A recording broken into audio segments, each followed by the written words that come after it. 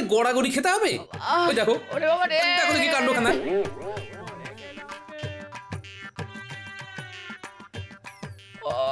হ্যাঁ সেটাই তো করবে, দাঁড়িয়ে দাঁড়িয়ে দেখবে।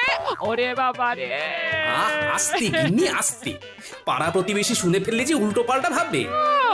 পাড়া প্রতিবেশীর কথা ভেবে একেবারে ঘুম উড়ে গেল, আর এদিকে যে নিজের গিন্নি পড়ে গিয়ে হাত পা ভেঙে গেল, সেটা বুঝি কিছু নয় না? পড়ে গেলাম রে, এই কে কোথায় আছিস? ওরে বাবা রে, পড়ে গেলাম রে। আরে আরে ও দিদা, এ কি অবস্থা তোমার? কি গো দিদা, তুই তো দেখছি একেবারে পা পিছলে আলুটাও হয়ে যাচ্ছে। ওরাও তেমনি, কোথায় সবাই মিলে দিদাকে তুলবি, তা না উল্টে হাসাহাসি করছিস। তা আবার করবে না, করবেই তো। দাদুও হাসছে, নাতিও হাসছে। ও এদিকে যা লেগেছে তার লেগেছে। ও ওরে বাবা রে, গেলাম রে। আমরা থাকতে তুমি আবার কোথায় যাবে দিদা? এই দেখো আমরা কেমন তোমাকে চাঙ্গা করে দিচ্ছি। এই ধর ধর, ভালো করে ধর দিদাকে। শুধু ধরলে হবে, তার সঙ্গে টানতেও তো হবে। হবে না, হবে না, তোদের দ্বারা কিচ্ছু হবে না। আমাকে এভাবেই এখানে পড়ে থাকতে হবে। তুমি একটু চুপ করবে গিন্নি? এই তো ওরা কেমন ধরাধরি করে তোলার চেষ্টা করছে, আর ওরা না পারলে তো আমি আছি নাকি? হ্যাঁ, তুমি ভেঙে পড়ছো কেন? এই তো ধরো ধরো ধরো, তারপর আস্তে আস্তে উঠে পড়ো দেখি।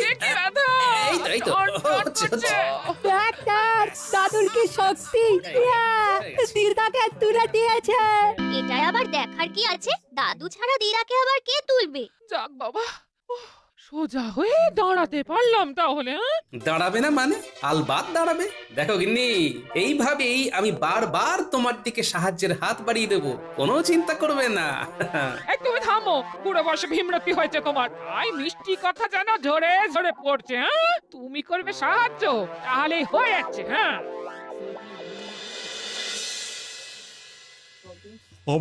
আজ আবার গোপালের দেখা নেই। না না, গোপালও যেন বড্ড অনিয়মিত হয়ে যাচ্ছে আজকাল। আজকাল কি বলছেন মহারাজ? এটা তো গোপালের প্রতিদিনের অভ্যাস হয়ে গেছে। গোপালের এই অভ্যেস অন্যরা অনুসরণ করলে কি ক্ষতি হতে পারে? কোন ক্ষতির কথা বলছেন মহারাজ? এই তো বলতে না বলতেই সাক্ষাৎ গোপাল হাজির। তুমি তো জলজ্যান্ত ক্ষতিটা করছো গোপাল। দেরি করে সভায় আসাটা তো বাড়াবাড়ির পর্যায়ে চলে যাচ্ছে। তা আজ কেন দেরি হলো সেটা বলবে? গিন্নিকে সামলাতে গিয়ে দেরি হয়ে গেছে মহারাজ। ডাহা মিথ্যে কথা, এটা গোপালের একটা অজুহাত। না না না না না না, কোনো অজুহাত আমি শুনতে রাজি নই। দেরি করে আসার জন্য শাস্তি তোমায় পেতেই হবে। আগে মহারাজ, হাত বটে, তবে সেটা অজুহাত নয়, বরং সাহায্যের হাত। সেটা বাড়াতে গিয়েই দেরি হয়েছে, তবে তার জন্য যদি শাস্তি পেতে হয় তবে পাবো। বেশ, আজকের মতো ছেড়ে দিচ্ছি তোমায়। তবে এরপরে আবার এরকম করলে তোমার বেতন কাটার নির্দেশ দেব, কথাটা যেন মনে থাকে। আজ গোপালকে বাগে পেয়েও ঠিক জব্দ করা গেল। সে আবার নতুন কি কথা? তাই এইবার সে কিভাবে পাশ কেটে বেরিয়ে গেল শুনি শুনি। কিভাবে আবার? বউয়ের দিকে সাহায্যের হাত বাড়িয়ে দেওয়ার ভুজুং ভাজুং দিয়ে গোপাল বেঁচে গেল। তাহলে বোঝো, তোমার তো গোপালকে দেখে শেখা উচিত। ও এমন কপাল যে আমার কবে হবে? এতে খামোখা কপাল চাপড়ানোর মতো কি হলো? তোমার তো কিছুতেই কিছু হয় না। না না, এবারে হালকা করে ছেড়ে দিলে হবে না, একেবারে চেপে ধরতে হবে। এই মরেছে। আরে আরে, একই হাল কেটে কুমির ডেকে ফেলেছি মনে হচ্ছে। নাও, সবজি কটা কেটে সাহায্য করো দেখি। তুমি কতটা কাটলে তবে তো রান্না হবে, না হলে পেটে গামছা বেঁধে বসে থাকবে। বলো কি গিন্নি? না না, আর তো কোনো উপায় দেখছি না। আমি রান্নাঘরে চললাম। এমন দজ্জাল গিন্নির হাতে পড়েছি, এখন তরকারি কেটেই খেতে হবে। একই মন্ত্রী মশাই, এ কি দৃশ্য দেখছি? আপনি যে রীতিমতো মেয়েলি কাজে খাবি খাচ্ছেন, পাঁচখান করবো নাকি? জানাজানি হলে আপনার মান সম্মান নিয়ে টানাটানি পড়ে যাবে, কিন্তু লোকজন বলবে নারীদের কাজেও আনারি। আমাদের মন্ত্রীর মুখ ভারী। আমি প্যাঁচে পড়ে গেছি দেখে খুব নাচানাচি করা হচ্ছে, তাই না? আর ঘরের কাজ কি শুধু আমি একা করি? এরকম কাজ তো গোপালও করে। যদি হাসতেই হয় তবে গোপালের সামনে গিয়ে হাস না যত পারিস। আপনি বললে তাই করব, তবে ঘুরে ফিরে সেই আপনার কাছেই আসবো। আর দেখবো আপনি কেমন ল্যাচে গোবরে হচ্ছেন। রাজসভায় আমাকে নিয়ে আচ্ছা একটা ঘোট পেকেছে দেখছি, তবে আমাকেও ঢোক গিলে ফেললে হবে না। ঠান্ডা মাথায় ঝড় ঝাপটা সব সামলাতে হবে। কিন্তু তার আগে তো মনে হচ্ছে পুটির বাবাকে সামলাতে হবে। বেচারা একা একা গরুর গাড়িতে ধানের বস্তা তুলতে গিয়ে যে নাজেহাল হচ্ছে।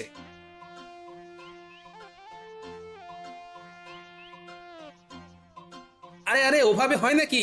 কই দেখি দেখি, দাঁড়াও দাঁড়াও, দুজনে মিলে একটু ধরাধরি করি। তুমি ধরবে গোপাল দাদা? তাহলে তো খুব ভালো হয়। আর সেই যা হয় হোক, এখন চলো হাতে হাতে বস্তা কটা গাড়ি দিয়ে তুলে ফেলি, চলো। সত্যি গোপাল দাদা, ভাগ্যিস সেই সময় তুমি এসে সাহায্য করলে, না হলে তো আমি সামলাতেই পারছিলাম না। ওই দেখ ঘটা, গোপাল দাদা তো রাস্তাঘাটে সবাইকে সাহায্যের হাত বাড়িয়ে দিচ্ছে দেখছি। গোপাল দাদা যদি এইভাবে সাহায্য করে, তবে আর ওকে নিয়ে হাসাহাসি করি কি করে? না না, চল মন্ত্রীমশাইকে খবরটা দিতে হবে এক্ষুনি। আচ্ছা, জ্বালাতনে পড়েছি বটে। ঘরে ঢুকলেই গিন্নি আবার কিছু না কিছু করতে বলবে। তার থেকে এইভাবে বাইরে পায়চারি করা অনেক ভালো। হ্যাঁ, এই সব ওই গোপালের জন্য হচ্ছে। ওহ, কি কুক্ষণে ওর কথা গিন্নিকে এসে বলেছিলাম। একবার বাগে পাই গোপালকে, তারপরে সুদে আসলের শোধ তুলবো। গোপালের উপর রাগ দেখিয়ে লাভ নেই মন্ত্রীমশাই। বরং গোপাল যা করছে তাতে তাকে বাহবা দেওয়ার কথা। সে তো পথে ঘাটে যাকেই পাচ্ছে তাকেই সাহায্যের হাত বাড়িয়ে দিচ্ছে। বলিস কি? তার মানে গোপালের মাথায় এখন সাহায্য করার ভূত চেপেছে। তবে এটাকে কাজে লাগিয়েই গোপালকে প্যাচে ফেলা যেতে পারে। কি হলো বলতো? মন্ত্রীমশাই যেন হঠাৎ কিছু চিন্তা করছেন। মনে হচ্ছে ওই গোপাল দাদার ব্যাপারটা নিয়েই ভাবছেন। না, ভেবে দেখলাম তোরা আমার চোখ খুলে দিয়েছিস। গোপালের এই সাহায্য করার মানসিকতাকে সত্যিই উৎসাহ দেওয়া দরকার। তবে এটাও দেখা দরকার যে গোপাল বেছে বেছে লোকের উপকার করছে নাকি সবার। সেটাও ঠিক কথা। কিন্তু আমরা কি করে দেখবো মন্ত্রী মশাই? এই তো কাছে আয়, আয় না, সব বুঝিয়ে বলে দিচ্ছি।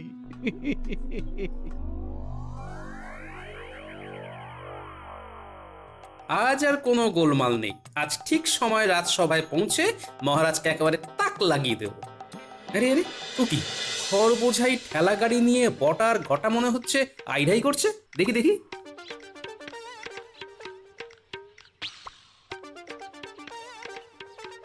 ও গোপাল দাদা, এদিকে যে আমরা হাঁদার মতো দাঁড়িয়ে আছি। তুমি কি দেখেও দেখবে না? তাই কখনো হয়?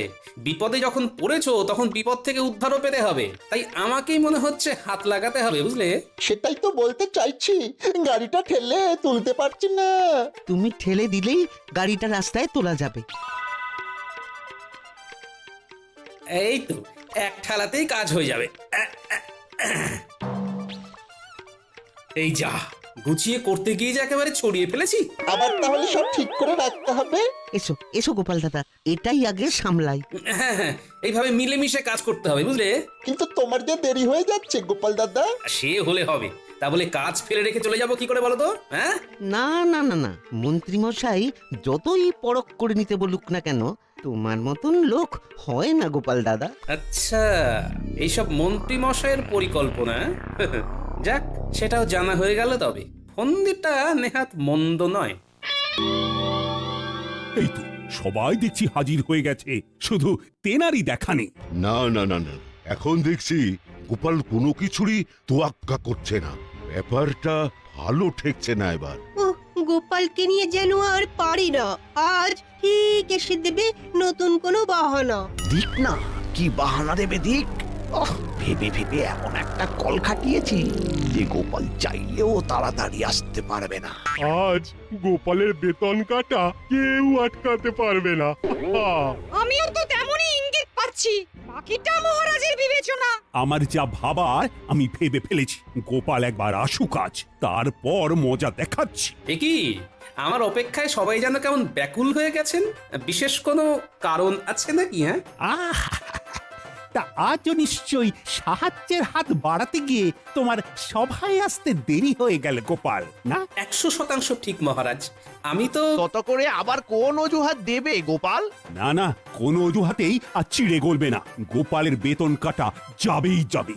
কিন্তু কাউকে সাহায্য করা কি কোনো অজুহাত হতে পারে মহারাজ? কত বড় ভণ্ডামি! হ্যাঁ, গোপাল আবার মহারাজকেই প্রশ্ন করছে। এটাও বসে বসে দেখতে হবে আমাদের। তাই তো গোপাল, তুমি কিনা আবার মুখে মুখে কথা বলছো। সেই জন্যই তো বলছি মহারাজ, মুখের কথায় কাজ নেই। সাহায্যের হাত কেমন হয় সেটা গোপাল আপনাকে দেখালেই ঝামেলা মিটে যায়। কি গোপাল, তবে দেখাও দেখি। সে মুরত কি গোপালের আছে যে দেখাবে? সময় আর সুযোগ পেলে সেটাও দেখিয়ে দেব। এর এমন কি কথা? তাহলে সময় সুযোগ আগে আসুক, তারপর না হয় তুমি রাজসভায় আসবে। আজ থেকে তোমায় বরখাস্ত করলাম আমি। দেখি কোন সাহায্যের হাত এবার তোমায় বাঁচায়। ঠিক হয়েছে, বেশি পার পারলে এমনই হয়।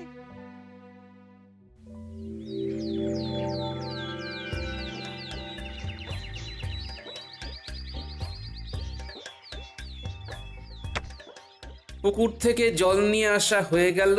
এবার উঠোনটা ঝাঁট দিয়ে দিলেই অনেকটা কাজ সারা হয়ে যাবে। হ্যাঁ, এই তুমি যেমন কাজের মানুষ সেটা তো ভাবতেই পারিনি। ভাবো ভাবো, এখন থেকেই ভাবা শুরু করে দাও গিন্নি। এখনো তো আরো কত কি দেখা বাকি।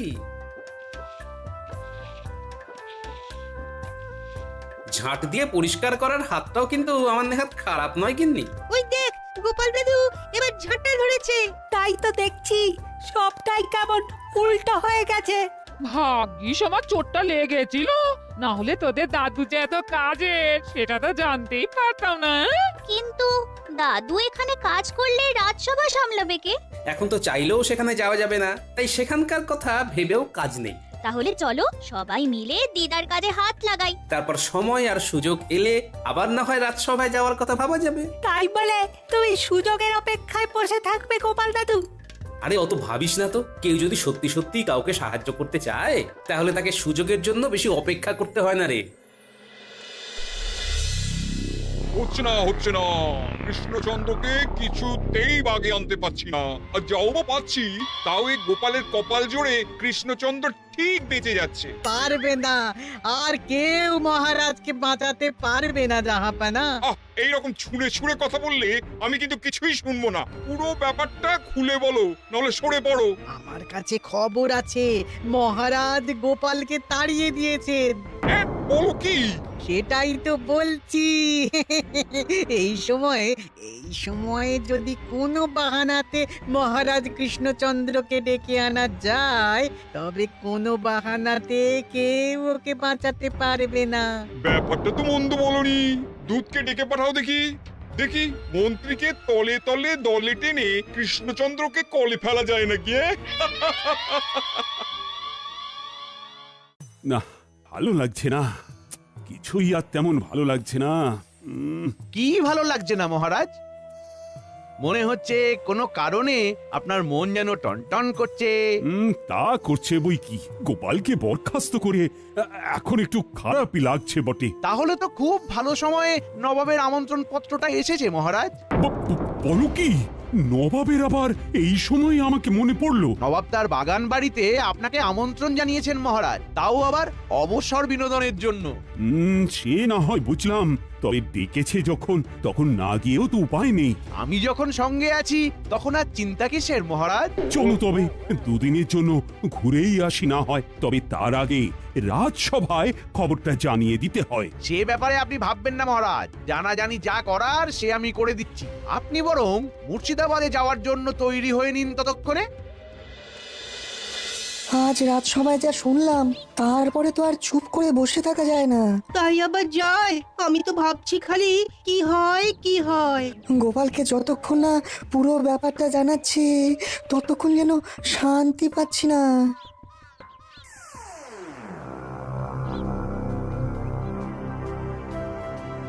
আরে আরে, ব্যাপার কি? বিজ্ঞানী আর কবি রাজসভা ছেড়ে এই অধমের বাড়ি? খবর আছে, ভীষণ জরুরি। তাই ভাবি কোথা থেকে শুরু করি।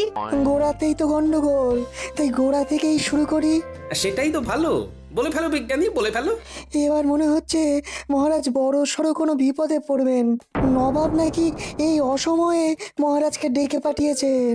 আজ মহারাজের এমন তাড়া, নবাবের ডাকে দিয়েছেন সাড়া। মন্ত্রীমশাইকে সঙ্গে নিয়ে আজ বাদে কাল যাচ্ছেন সকাল সকাল। ব্যাপারটা বেশ গোলমেলে লাগছে বটে। নবাব কি এমনি এমনি আর মহারাজকে ডেকেছেন?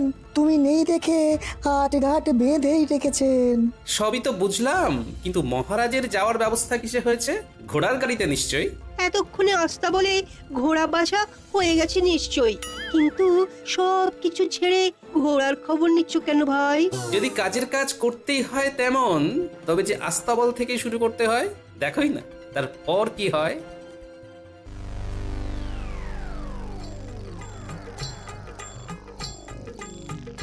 এই যে ভাই, কালকের জন্য তৈরি হচ্ছে বুঝি?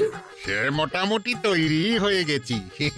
সকাল সকাল বেরিয়ে পড়তে হবে কিনা তাই একটু দেখভাল করে নিচ্ছিলাম আর কি। হ্যাঁ, এটাই তো চাই। তবে আমার যে তোমার সাথে কিছু কথা আছে ভাই। কই মন্ত্রী, সাত তাড়াতাড়ি তৈরি তো হয়ে নিলাম, কিন্তু ঘোড়ার গাড়িরই তো পাত্তা নেই। এসে যাবে মহারাজ, আর একবার এসে গেলেই তো টকবক টকবক ঘোড়া ছুটিয়ে সোজা মুর্শিদাবাদ। ওই তো ওই তো ওই তো ওই আসছে মনে হচ্ছে। আসছে কোথায়? এ তো এসে গেছে। বসে পড়ুন মহারাজ আর মন্ত্রী মশাই, তারপর দেখুন আমি কেমন গাড়ি ছোটাই। হ্যাঁ হ্যাঁ হ্যাঁ, ছোটাও দেখি, যত তাড়াতাড়ি পারি মুর্শিদাবাদে পৌঁছানো যায়। এতক্ষণ তো কৃষ্ণচন্দ্রের হাজির হয়ে যাওয়ার কথা, কি মন্ত্রী সব ছেঁটে দিল। আপনি মন্ত্রীকে সবটা ভালো করে লিখে বুঝিয়ে দিয়েছিলেন তো জাহাপানা? সব পরিকল্পনা করা হয়ে গেছে। জলাশয়ের ধারে আম গাছে টুসটুসে আম ঝুলছে, আর সেদিকে ভালো শ্যাওলাও জমেছে। আর এই সব কি মন্ত্রীর জানা? তবে নয় তো কি, আমি কি আর কোনো কাঁচা কাজ করি? একবার আসতে দাও মন্ত্রীকে, তারপর দেখবে ওর খেলা। ব্যাস ব্যাস ব্যাস, তাহলে তাহলে আর বলতে হবে না জাহাপানা, আমি সব বুঝে গেছি। আমি সব বুঝে গেছি। এই যে জাহাপানা, আমরা এসে গেছি। আপনার আমন্ত্রণ তো আর ফেলে দিতে পারি না, তাই দেখুন একেবারে সশরীরেই হাজির। সে তো হতেই হবে, না হলে যে আসল মজা নেওয়াই বাদ পড়ে যাবে। বলছিলাম কি জাহাপানা, দিনের আলো থাকতে থাকতে বাগানটা একবার ঘুরে দেখে নিলে হতো না? আলবাত দেখতে হবে, এই বাগান ঘোরাবো বলেই তো কৃষ্ণচন্দ্রকে ডেকে আনা। আসুন মহারাজ, তবে ঘুরে ঘুরে দেখি এদিক ওদিক, বিশেষ করে ওই জলাশয়ের ধারে। ওখানে গেলে নির্ঘাত চোখ ভরে যাবে। কি জাহাপানা, তাই তো? হ্যাঁ হ্যাঁ, চলো তবে। এসেই যখন গেছি তখন আর দেরি করে কি হবে। দেখুন মহারাজ, দেখুন জলাশয়ের ধারের গাছে কেমন পাকা পাকা আম ঝুলছে। মন্ত্রী মশাইয়ের খুব লোভ হচ্ছে বুঝি? ইচ্ছে যখন হয়েছে তখন আর চেপে রেখে লাভ কি? যাও মন্ত্রী, গাছে উঠে পড়ো দেখি। সেই ভালো। আমি তবে উঠলাম গাছে। মহারাজ, আপনি বরং কাছাকাছি থাকুন, আমি পারবো আর আপনি লুফে নেবেন যে কটা পারেন। পারবে তো পরে, আগে তো দেখিয়ে দিতে হবে। কি কৃষ্ণচন্দ্র, তাই তো? হ্যাঁ হ্যাঁ হ্যাঁ, তাই তো। ওই তো ওই তো ওই আমটা। আর একটু সামনে এসো। হ্যাঁ হ্যাঁ, এবার এবার হাত বাড়ালেই পাবে। যাও যাও, আরেকটু এগিয়ে যাও।